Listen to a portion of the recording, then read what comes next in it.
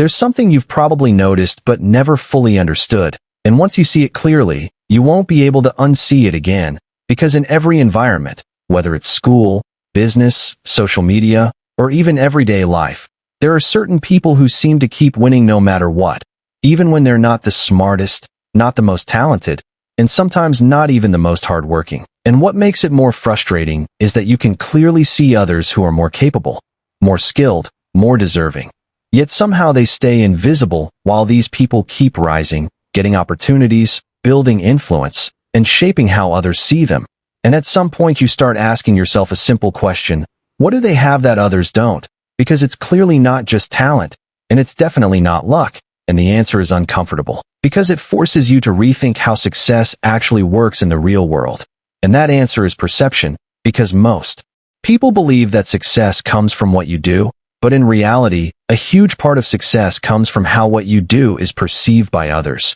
And the people who understand this, even unconsciously, start playing a completely different game. A game where visibility matters more than effort, where positioning matters more than raw skill, and where confidence, even if it's not fully real, can outperform quiet competence every single time. And once you start paying attention to this, you begin to notice patterns. The person who speaks confidently in a group is often seen as more knowledgeable, even if they're not. The person who presents their ideas clearly and assertively gets more credit, even if the idea itself is average. And the person who knows how to frame their story in a compelling way becomes more influential, even if their actual achievements are not extraordinary. And this is not because people are unintelligent. It's because the human brain relies on shortcuts. It doesn't have the time or energy to deeply analyze everyone and everything. So it uses signals, things like confidence, clarity, body language, tone of voice, and social proof to quickly decide who is worth paying attention to. And once that decision is made, it becomes very difficult to reverse, because now every action of that person is filtered through a positive bias, meaning people are more likely to interpret their behavior as competent, intelligent, and valuable, even when it's not. And this creates a powerful cycle, because the more they are perceived positively, the more opportunities they get, and the more opportunities they get, the more they reinforce that perception, and over time it looks like they're winning because of ability, when in reality they're winning because of positioning. And this doesn't mean ability doesn't matter. It does, but ability without visibility often goes unnoticed, while average ability with strong visibility gets amplified. And this is why you'll often see people who are extremely skilled but remain stuck, because they focus only on improving their craft and completely ignore how that craft is presented, communicated, and perceived. And in contrast, those who understand perception don't just work on what they do. They work on how it looks, how it sounds, and how it's received. They think about timing, context, audience, and narrative. And that's what gives them an edge, not necessarily in capability, but in impact. And this is where the idea of fairness starts to break down, because the world is not a system that rewards the best.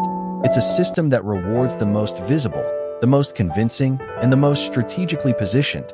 And once you understand this, you stop asking why someone less qualified is ahead of you, and you start asking what signals they are sending that you are not. Because success in many cases is not just about doing the right things. It's about making sure the right people see you doing them, and more importantly, see you in the right way.